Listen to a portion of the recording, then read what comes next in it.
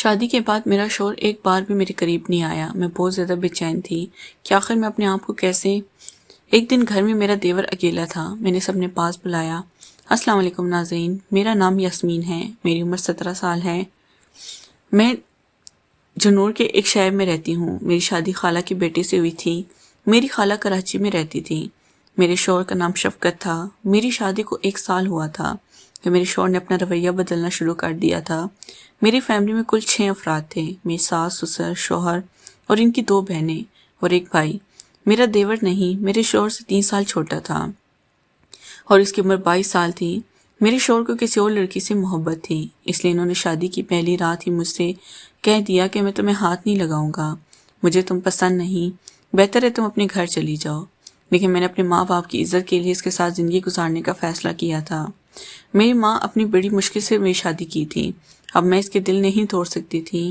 جب میرے شوہر نے بات کی کہ تو میرے پاؤں تلے زمین نکل گئی اور میں ساری رات روتی رہی۔ میرا جو کہ خوبصورت حسین نوجوان تھا، وہ میرا بہت خیال رکھتا تھا، وقت سے میرے کمرے میں آ کر بیٹھ جاتا تھا۔ میرے شوہر شفقت میرے کمرے میں نہیں آتے تھے، وہ صبح کام پر چلے جاتے اور شام کو آ کر لانچ میں ہی سو جاتے۔ میں کمرے میں ان کا انتظار کرتی رہتی اور انتظار کرتے کرتے سو جاتی۔ میرا سالہ نیم فیکٹری میں مینیجر کی جاب کرتا تھا، جبکہ میرے شوہر اپنا کپڑوں کا کاروبار تھا۔ میرے ماں باپ نے خوشحال کرانے میں میرا رشتہ کیا تھا، لیکن مجھے نہیں پتا تھا کہ وہاں میری زندگی عذاب بن جائے گی۔ ایک دن شام کو جب میرے شوہر کام سے واپس آئے تو میں اپنے کمرے میں بیٹھی تھی۔ میری نئی شادی ہوئی تھی اور میری خالہ مجھے کھانا کمرے میں دے کر چلی جاتی تھی۔ میری خالہ کو بھی پتہ نہیں چلا تھا کہ میرے شوہر نے مجھے کیا کہا ہوا ہے۔ جب وہ کمرے میں آتی تو میں اس کے سامنے مسکرا دیتی اور انہیں کچھ معلوم نہ ہونے دیتی۔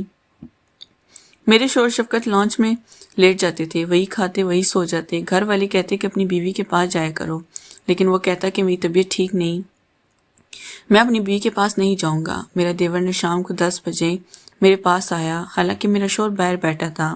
میرا دیور میرے پاس آ بیٹھا اور مجھ سے باتیں کرنے لگا۔ میں بھی اس کی باتوں کی دیوانی ہونے لگی اور اس کی طرف مائل ہونے لگی۔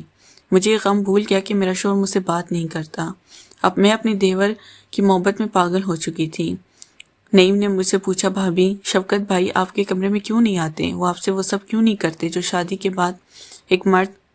میں نے اسے بتایا کہ تمہارے بھائی کو مجھے پسند نہیں، حالانکہ میں خوبصورت تھی اور بہت سے لڑکے میرے پیچھے پاگل تھے، لیکن میرے ماں باپ بہت سخت تھے، اس لیے میں نے کبھی کسی لڑکے سے ناجائز تعلقات نہیں بنائے۔